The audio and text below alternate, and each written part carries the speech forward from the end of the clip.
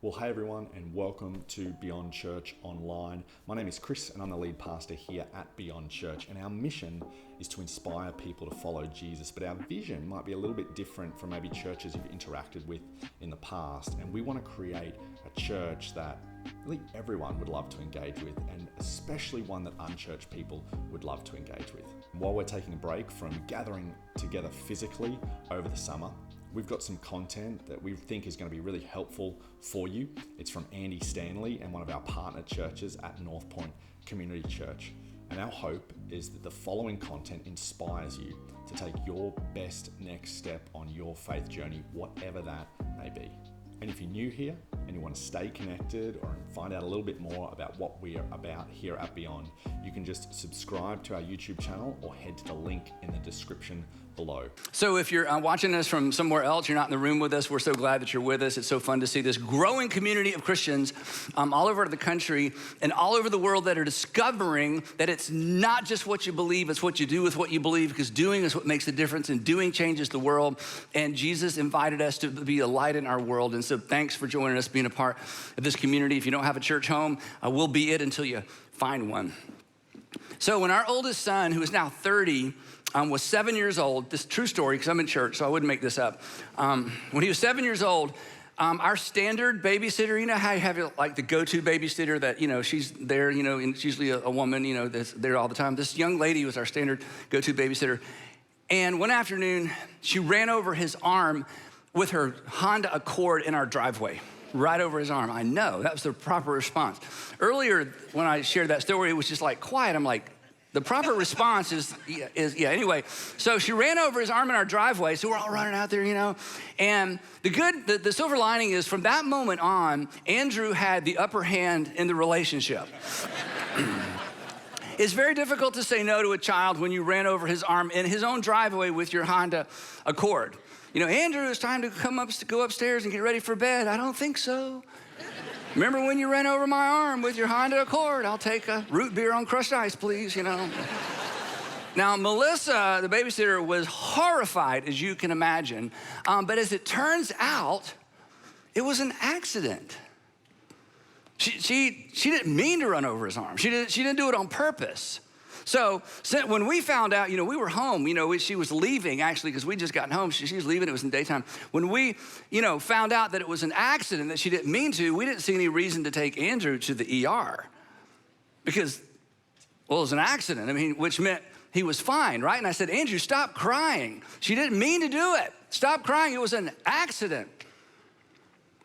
Besides, he had on Under Armour sweatshirt. I kept saying, you got on Under Armour sweatshirt. You're fine, and it was an accident. Actually, we did take Andrew to the ER, as you would imagine. Some of you are like, what? Yeah, we did take him to the ER because, and this is what we're going to talk about for the next few minutes, so buckle up, because there is no necessary correlation between intent and outcome. There's no correlation, but we'll give you a little wiggle room. There's no necessary correlation between intent and outcome. So if you came for something deep today, that's it. Hey, we're in part 3 of a series. If you've not been tracking along with us, you're coming in on the end of the movie, but that's okay. If you've been tracking along with us, part 3 of our series entitled The Weight of Your Words. And if you've ever been crushed by someone's words, you understand what we're talking about, because we have all been injured or crushed in some cases by the words of other people. Words carry weight. Words leave a mark. Words leave a mark for good. Words leave a mark potentially for bad. Words build or destroy. They discourage. They discourage. They inspire. Sometimes words wound. And our lives, mine included, we have all been shaped to some extent by the words spoken to us, the words spoken at us, the words spoken over us, and the words spoken about us, right? Our lives have been shaped by the words that people said about us. And the other thing that's interesting, we talked about this in the first installment of this series, our lives in some cases have been shaped by words we didn't hear, that we wanted to hear, that we needed to hear, but that we never heard. Phrases like this: Mommy loves you. I'm so proud of you. Don't worry, son. I'll always have your back. And the tension in this whole series is this: None of us doubt that our lives have been impacted by the words that people have spoken to us and over us and at us and about us. We get that. We know how other people's words have affected us. We recognize how people's words have affected us. Well, but in spite of that, we are often slow to take responsibility for our words and the weight of our words when it comes to how our words impact other people. And that should bother all of us. I mean, this isn't like a Christian thing or a religious thing. We should all, take responsibility for the weight of our words and how our words impact other people. But if you're a Jesus follower and if you're a Christian, this isn't an add-on. This isn't be a good citizen. This isn't a nice to have. This is baked into the equation. This is baked into what it means to be a follower of Jesus. That we are commanded because of Jesus, overarching command to love as God through Christ has loved us, baked into or folded into that command, we are responsible to be good stewards of how our words and the weight of our words land with other people. Because we've been called to be others first people. We are one another people. We are others first people. And our words and our tone and our approach to our words and our tone should reflect that. So this isn't an add-on. This is actually part of what it means to follow Jesus, as practical as this may sound. Now, 1 second, for those of you who are not Christians or you're not a Jesus follower, here's what I would guess. My hunch is that you would be more curious about faith and about Christianity if the Christians around you had been more gracious with their words. You would be more curious and more open to Christianity if the Christians that you know had been more gracious about the words they used about the people you love and the people that are closest to you. So it could be that our words and the weight of our words, our insensitive words and our tone, may be one of the things that drove you away from your Heavenly Father and from your Savior. And I just want to say one more thing about that. Jesus actually reserved his harshest criticism for religious leaders who were not careful and good stewards of their words toward the people they were responsible for. And I hope perhaps that you would find it in your heart to look past some of us or maybe past some of the Christians that you've had contact with to our Savior who has called us to leverage our words in such a way that people walk away from every conversation, because the Apostle Paul I'm gonna read this to you at the very end. The Apostle Paul reminded us that every conversation is a construction zone.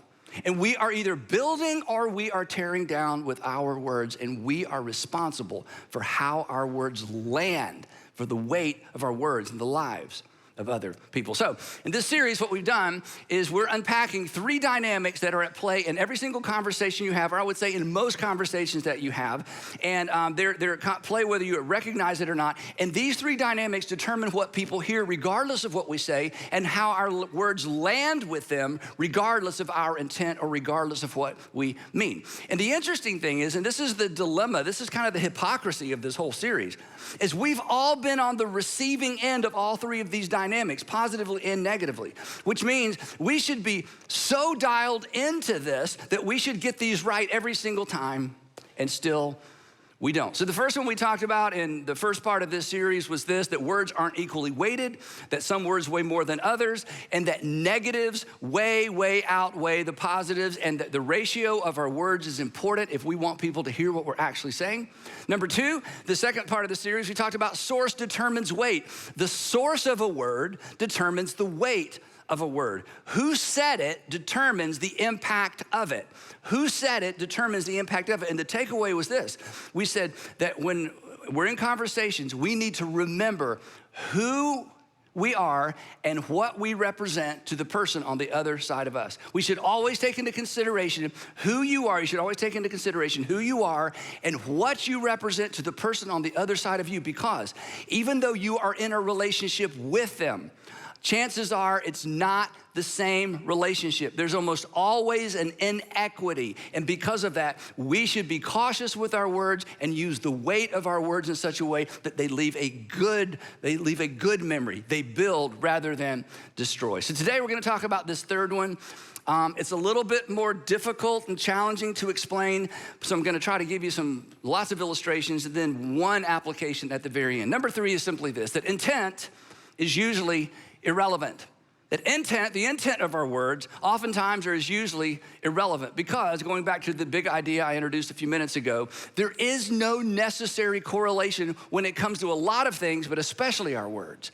There's no necessary correlation between what we intended and the outcome of what we said. Now, in the physical world, this is so obvious we don't even need to talk about it. I mean, if you've ever accidentally broken a window, if you've ever accidentally broken your husband's favorite MLB bobblehead, if you ever were visiting at your mother-in-law's house and you broke one of her collector item plates, you get this, right?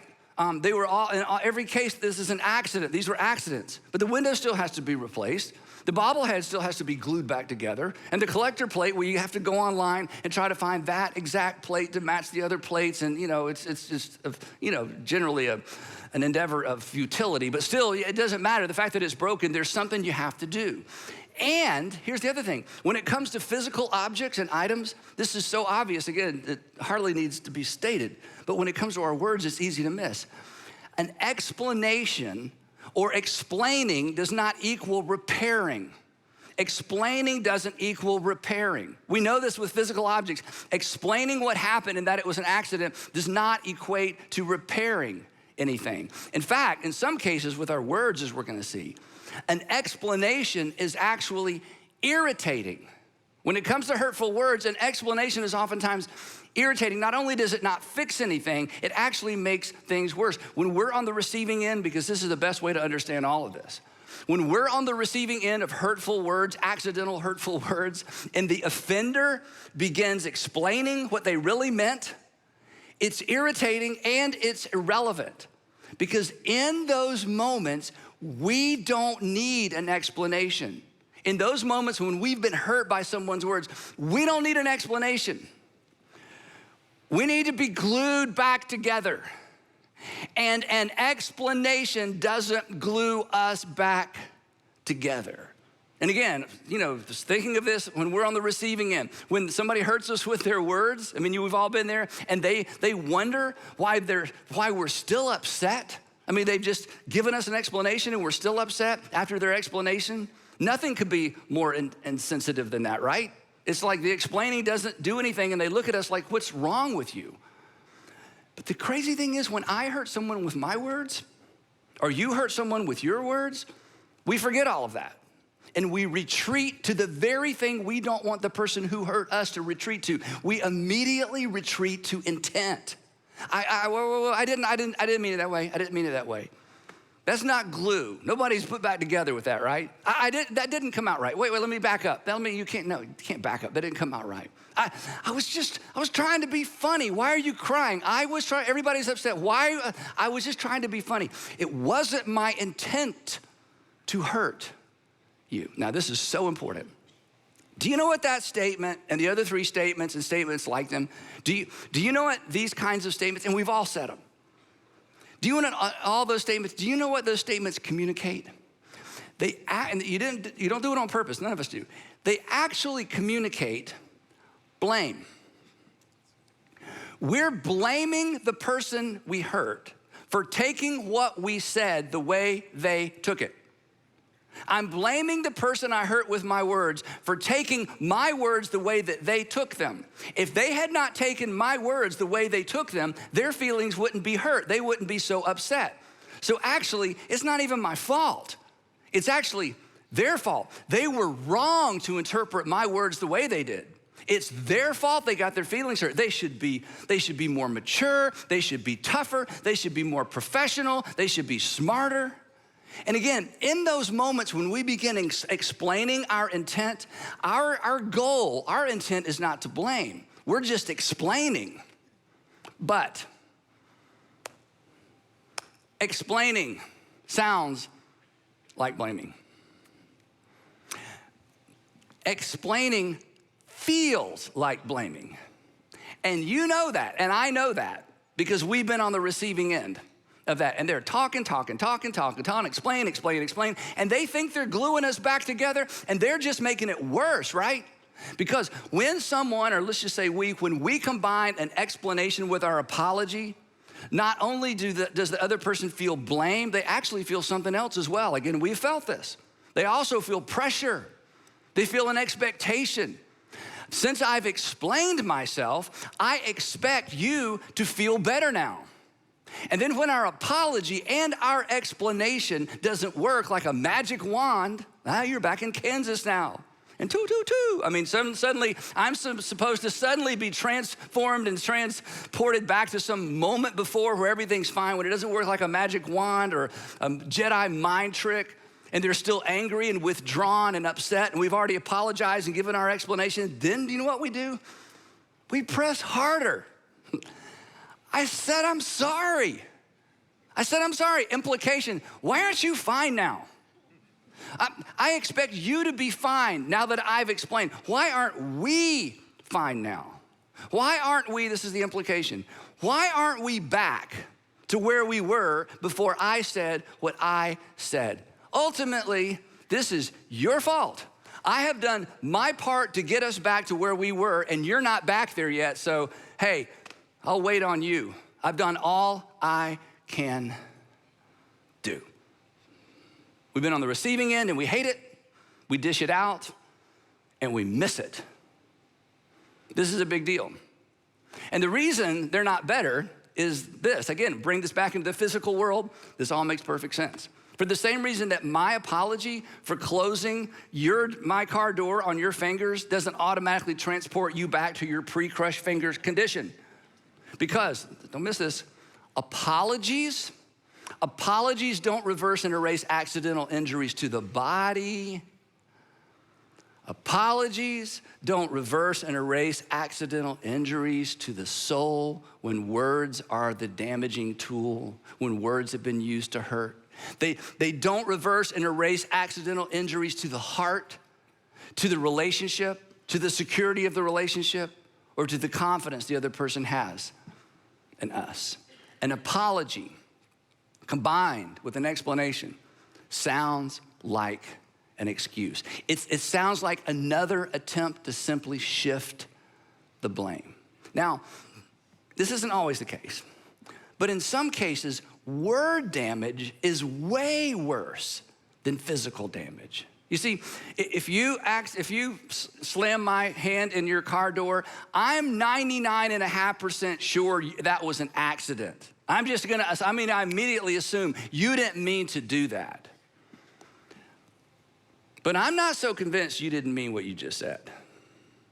In fact, you meant something by that. And you may not have intended for those words to come out, but they came out.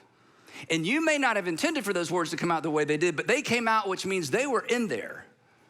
And why shouldn't I assume they're still in there? I'm not convinced I didn't just learn something about the way that you view and value me. It's a big deal. Let me tell you how big a deal it is. This is amazing. James, the brother of Jesus, said something that is amazing. Now, I've got to kind of step out of the sermon for a minute and just say something. I always do this, so pardon me if you've heard this before. But I can't get over this. James, the brother of Jesus, this is a guy that grew up with Jesus. Did you know in your English New Testament, you have a document that's written in the first century by the brother of Jesus? You can just download a Bible app and you can turn to James. Forget what you think about the Bible for just a moment. Okay, you have the privilege and the opportunity of reading words, somebody who grew up in the household of Jesus, who knew Mary, who knew all the players, wrote something. I just think that's amazing. I think regardless of what you think about Christianity, regardless of what you think about faith, to have the opportunity to read something written by James in the first century, I just think that's amazing. And here's perhaps the most amazing thing. When James was martyred outside the walls and the gates of Jerusalem, he was stoned to death by the religious leaders because the governor had left, the Roman governor had left, and the religious leaders are like, now we can get him. There's no authority to get us in trouble. They dragged James outside the walls in Jerusalem. This isn't in the Bible because it happened right after the book of Acts. And Josephus records this for us. The Jewish historian talks about James the Just being dragged outside the gates of Jerusalem, being stoned to death. And this is amazing. When James, the brother of Jesus, breathed his last breath, he believed his brother was his Lord. Again, I've asked you this before. What would it take for your brother to convince you that he's the Son of God. James, the brother of Jesus, believed his flesh and blood brother was the Son of God, God's Messiah, God's final king, his personal Lord. That's amazing. I mean, I don't know of any other evidence to the fact that Jesus is who he claimed to be that's better than the fact that his brother came to that same conclusion while he was alive and while Jesus was alive as well. That's amazing. Okay, I had to just kind of get that out. Okay, so here's what James writes in this amazing first century document that got included in the New Testament in our Bible. He says this, and here's something else about this.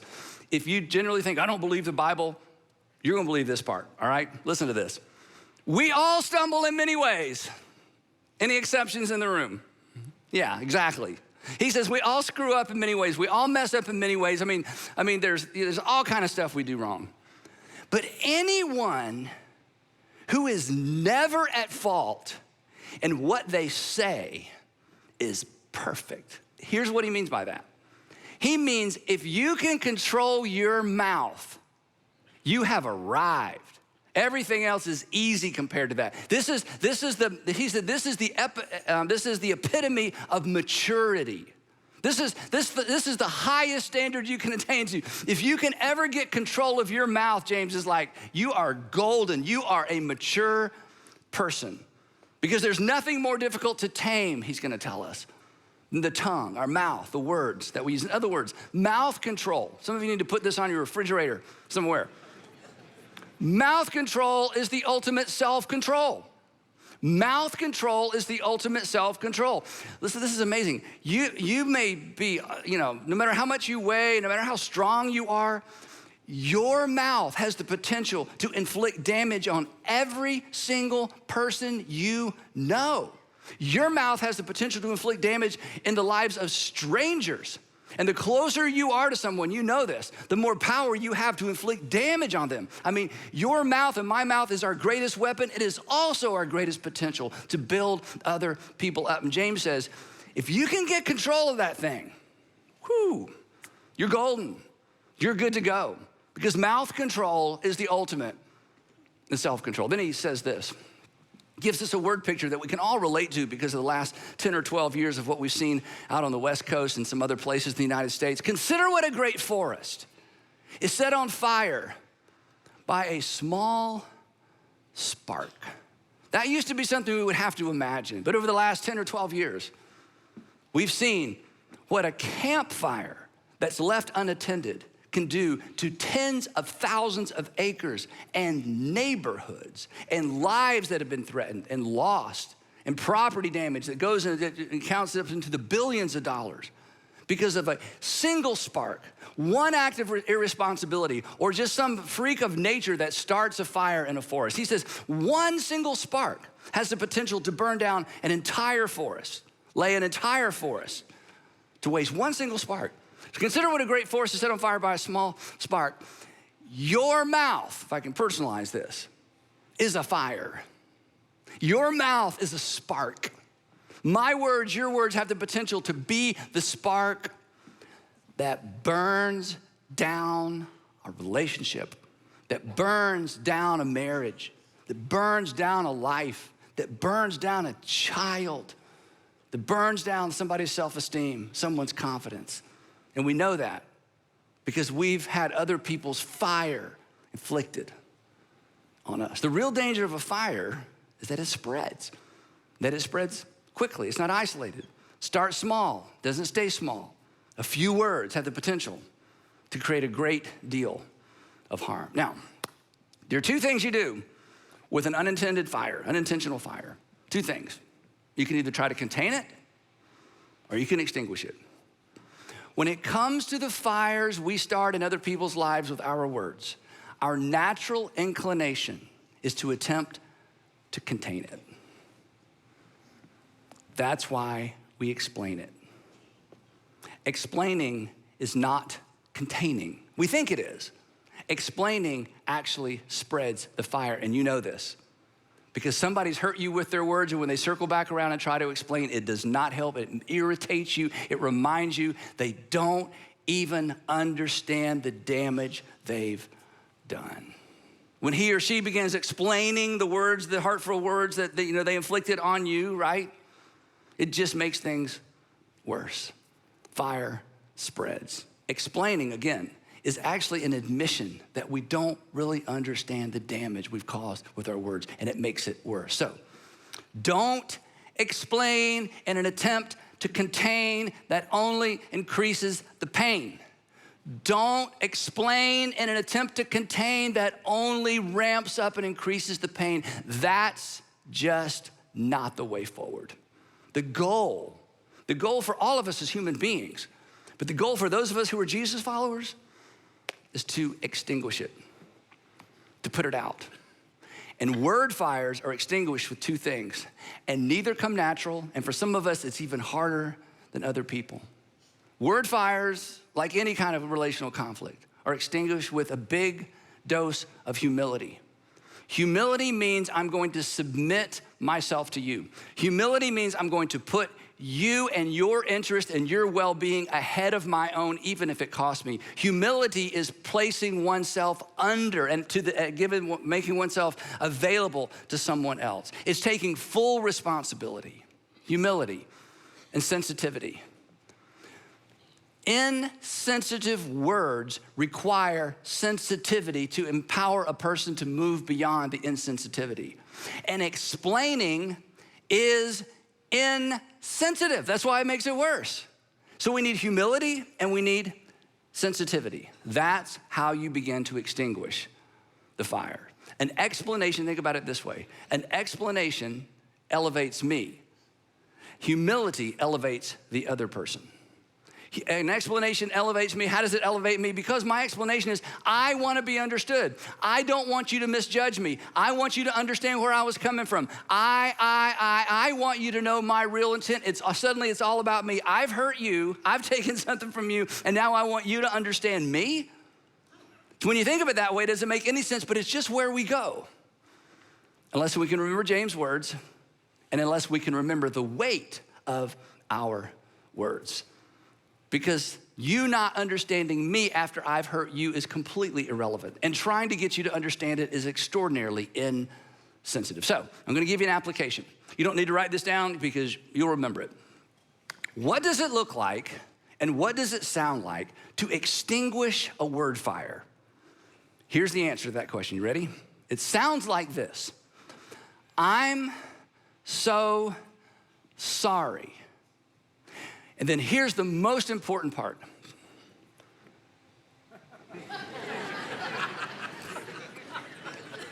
Stop talking. Because anything you say after that sounds like an excuse. I'm so sorry. So we're gonna practice this because some of you have never done that. You have never ever put a period at the end of an apology because it was important for you to be understood because you still think you're the most important person in the conversation. And look, me too. So let's practice this out loud. Ready? All together. I'm so sorry. Well, don't laugh, okay, shh. One more time, we gotta be real quiet, ready? If you're watching at home, play along. If you're driving, play along. Here we go, ready? I'm so sorry. It's uncomfortable. It's an invitation. You're creating space. If you have to say something else, rinse and repeat. I'm so sorry. There's no excuse for what I said. You do not deserve that. I'm so sorry. And then you sit in your guilt while they sit in their hurt. And then this is so important. This is so hard for some of us. For those of us who kind of have a leadership gear and you're a fixer and you want to, when there's a problem, you want to step in. I understand that. In that space and in that silence, everything in you is gonna say, and that little whatever whispering in your ear is gonna say, you need to take charge of the restoration process. That is a mistake. Restoration is not up to you in that moment. You did the damage, You allow them to choose the speed and the method of recovery. Specifically, don't tell them how bad you feel. That's irritating and irrelevant. You have made them feel bad. It doesn't matter how bad you feel. You should feel bad. This to say, I feel so bad, that's like a request for empathy. Like, would you please feel sorry for me? I realize I devastated you with my words, but now I feel bad. I need a little something coming my way. No, you don't deserve anything coming your way. I don't deserve anything coming my way, right? I'm the perpetrator. I'm the one that caused the problem. You're not in a position to ask for anything. Don't tell them how bad you feel. And don't ask for a hug. Okay, that's a request for proximity. I've just done this to you with my words. Now I want you to come over here, sugar, come over here, baby. No, you don't do that. That's their decision. And let me just say something. For those of you with kids living in your home, this is important. There's a continuum of how this applies with your kids. When they're little itty bitty, you apologize quick, you reconcile quick because you can't let too much time go by. The older they get and the more mature they get, you need to begin creating space for them to determine when and how to move back in your direction. Don't use your authority as a parent to force proximity when your kids aren't ready. Remember, you're in a relationship. It's not the same relationship. And that's hard as a parent. But there's a time and a place. And you may disagree with this, what I'm about to say next, that's okay. Don't ask for forgiveness. Here's why. Forgiveness is a gift. You just took something from that person. You just took something from the lady at work. You just took something from the guy. You just took something from your neighbor with your words. You just took something from your spouse or your children or your brother or sister. You just took something from them. You owe them something. Don't ask for something. Don't ask for forgiveness. You're not in a position to ask for anything. That's a power play. I hurt you, now I need you to do the right thing because we all know Jesus says forgive and God says forgives and you need to forgive, so come on, I'm asking you, would you please forgive me? No, you just let that sit. You say, Andy, that doesn't sound very Christian. It is Christian. Here's what Jesus said. He said, even the Son of Man didn't come to be served, but to serve, to give my life a ransom for many. This is what it looks like to be others first when we've screwed up with our words. I'm gonna elevate you. I'm gonna give you space. I'm gonna let you set the pace for restoration. I'm not gonna ask anything from you. I'm just gonna submit myself to you. Now you think, Andy, that's going too far. You just turn it around. Wouldn't it have been so much better if he or she had taken that approach when he or she hurt you?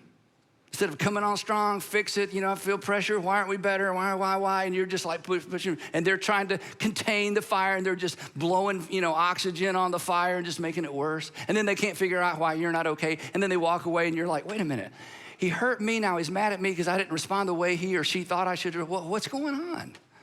We don't want to live that way. You don't want to conduct your relationships that way. And we can do better if we will just remember what we are and who we are and what we represent to the person on the other side of us. And we can remember humility, sensitivity, humility, sensitivity, humility, sensitivity. You let them choose if and when they forgive. That's how you extinguish a word fire. It is not intuitive because we are innately selfish. And I want to be understood. And I want to be right. And I want to come out looking okay. And our Heavenly Father says, but you're following my Son, the perfect Son of God who laid down his life for you. So shut up and lay down your life for him and for her. Imagine this world if that's how people responded to one another. So wrapping up, every time we speak, our words betray intentions, right? Three dynamics are always at play. Words aren't equally weighted. Negatives weigh more than positives, you know that? Source determines weight. That means you got to think about who am I and what do I represent to the person on the other side of me. And intent is usually irrelevant. Don't defend yourself with intent. It just doesn't matter. These three things determine what people hear and what they feel, regardless of what we think we're saying. And when we get it wrong, and we're all gonna get it wrong, don't try to contain it. Just decide, I'm gonna humble myself, I'm gonna extinguish it. It's the quickest way back to relational wholeness, assuming they decide that they want you to reestablish that relationship. So here's the final question. I know this is one of those pesky preacher questions, but I gotta ask anyway. Is there anybody at home who has been crushed by your words recently? Is there anybody in the neighborhood, anybody at work, maybe a friend of a friend? Maybe your kids had some friends over and you said that stupid dad thing or that stupid mom thing and they left and you're like, oh, is anybody been crushed by your words? Is there a fire that you have attempted to contain by explain that you need to just step back and extinguish?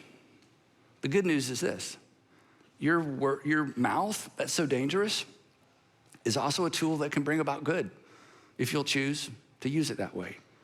If you will bring a big dose of humility and sensitivity back into the relationship. And I know this is hard to hear when the person you need to apply it to is sitting next to you.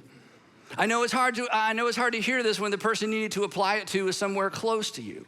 That requires a double dose of humility. And I want to encourage you today to just go for it.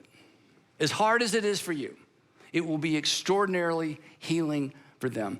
Even if, and guys, let me just say to the guys, I know what you're thinking. You're like, oh, but if I do it, she's gonna think I'm just doing it because you said to.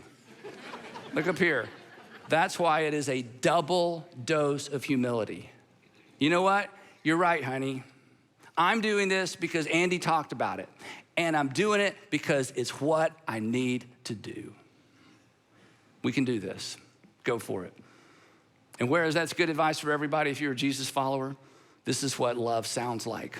This is what love does. This is in some way what Jesus did for us and for the world. This is what loving one another sounds like. So, in the words of Paul, do not let any stinky word, do not let any unwholesome word come out of your mouth, but only words that are good for building others up according to their needs, not yours, that it may benefit everyone who hears. Your words carry weight. Steward them well. Heavenly Father, it's so much easier to stand up here and talk about than walk out those doors and do. So wherever this lands with us, I pray we would have the courage to humble ourselves and just do it. Not wait, not think about it, just humble ourselves. Do what we need to do. So give us eyes to see those people around us that have been hurt by, crushed by our words, our tone, our response, our reaction, and give us the courage to do what we need to do. And Father, if you would just raise up a generation of Christians who just understand this one thing, that we would export your grace and mercy through our words in every relationship. And that when we get it wrong, we would get it right because you've shown us how. So give us the courage to step into this. Give us the courage to run to the Father with all of our sin and all of our shame and all of our failing. To take our cue from our Father in heaven who loved us so much, he moved in our direction before we did anything to even begin earning it or even know to ask for it. In Jesus' name. Well, thanks so much for joining us today. We hope that conversation inspired you to take your best next step on your faith journey. And one of the easiest ways that you can take a next step is to simply like the video or subscribe to our YouTube channel. Or if you want to engage further, you can follow some of the links in the description below. Or why not join us in person on February 2nd at 10 a.m. at Griffin State School as we kick off a brand new conversation with our friend Jason Perkins called A Better Question to Ask.